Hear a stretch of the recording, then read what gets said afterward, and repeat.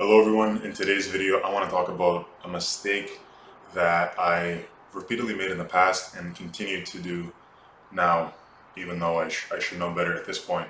And it has to do with the fact that I push through a lot of injuries when I know that I likely shouldn't and should back off. And not only has this messed me up in the past, but right now it's actually affecting me quite severely with my hip.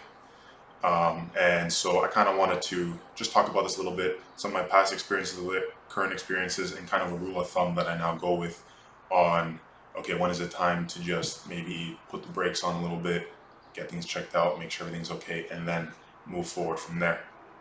And so um, in the past, actually, when I was getting, actually, it actually goes back to when I had cancer. I was feeling issues in my chest for months, I think 5 months before it got to a point where I was like, okay, I need to go to the hospital. And for whatever reason, I didn't think to get checked when I felt my heart was pounding too hard after a cardio session or conditioning during football lifts. I didn't think to myself, oh, this is a problem. I was thinking, oh, I'm just out of shape. But it's at the same time, it's like, okay, I can't be that out of shape and having my heart pound that hard and feel constricted for multiple months on end before I'm like, oh, this is probably something I should go at least bring up with the athletic therapist or the sports doc that was working with the team. For whatever reason, that didn't cross my mind. I just had it in my mind. I'm just gonna train harder, push through this, and eventually things will be fine. And you know, there's yes and no with that, and I'll get into that caveat in the end. And now, actually, with my hip, this is something that's been going on since March, and I noticed that it was very light pain in the beginning, or discomfort really, that's hindered me from working out. But I was like, okay, I'll make modifications. And when I made modifications, it felt okay, but it would get sore after every workout. And give it 1 or 2 days, and then it should be fine. And in the past, I've been really pushing it, especially as I've been testing things out with my new protocol. However, I've been too excited to test out the protocol as opposed to take care of my hip. I'm not quite sure what caused the issue with my hip. One of my, theories on it has to do with the fact that it's likely from the fact that when I was recovering from the stem cell transplant last year, it took a while for my body to for me to start be able to move decent weight in the gym. And as soon as I was able to do heavier squats, I started to really load up the bar and do it very quickly. And although I could lift it, I'm suspecting that my joints, i.e., specifically my hip, the tissues around it weren't quite ready to tolerate that much weight. On top of that, I may have not had the neurological stimulation to, or coordination rather, to coordinate a healthy movement pattern of muscles in my like hip area to make sure that my body can actually tolerate this. And so I may have gotten a little too excited for that. Although I thought I've been doing this I've been working out now for at that time 6 months maybe. I was thinking to myself, I should be good. I should have set up a good baseline and should be ready to go. But maybe I started to to speed things up a little too much um, with the weights, and as a result, now it's caused the injury. And me and my stubbornness of I'm just going to push through it. I've been pushing through it because I've just been wanting to get results in the gym. However, now I'm gonna have to take a even bigger hard stop on my training to address my hip. That is likely going to take longer to recover, um, which is only going to hinder me in the future. So that's kind of the lesson I want to talk about. In that it's better to take a break from things um, as soon as you notice something might be wrong, than to kind of forget about it and wait for that problem to compound. The same sort of thing you can discuss with relationships. Say you're with your partner, your boyfriend, girlfriend, fiance, wife, husband, whatever. If there's a problem, it's best to address it right when it happens, or right when you notice it, and you feel as though, okay, this is a problem to me.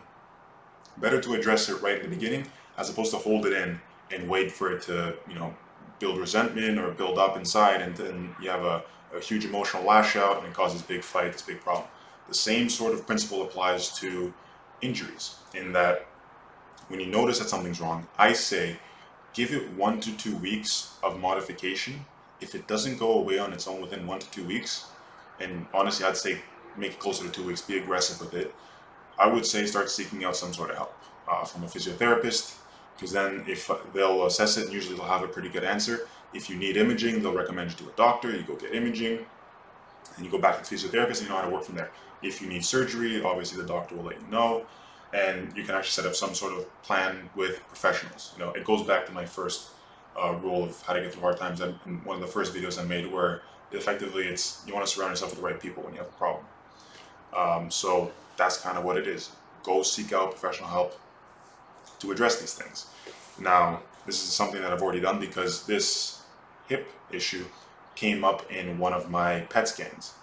And so I need to get imaging done, and I'm set to get imaging done, but in Canada now, to get an MRI, it will take absolutely forever. So hopefully I can get it in a different country. But in the meantime, it's being monitored, it's being addressed. However, there's not really much I can do about it outside of putting the brakes on in the gym and actually spending time daily to mobilize it, make sure it's feeling good, as opposed to try to push it and then have it get worse.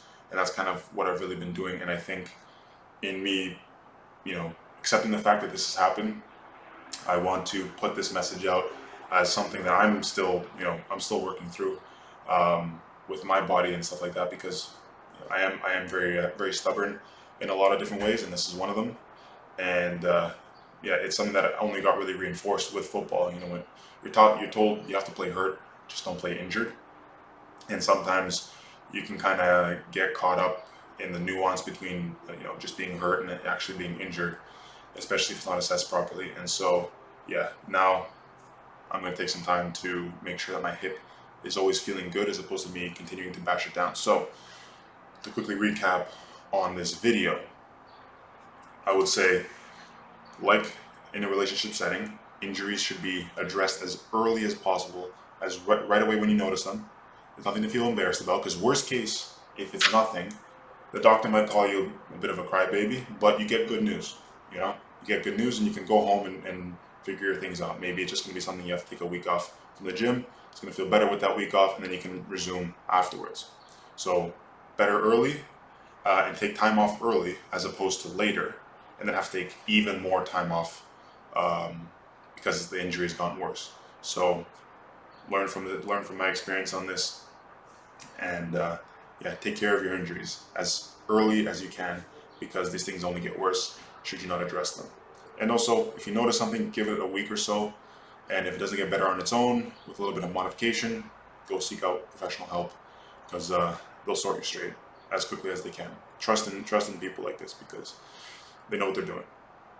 So I hope you got something out of this. If you have your own injuries that you're going through and you need any recommendations on how to go about addressing them with the right people, you can feel free to reach out to me, and I can help point you in the right direction.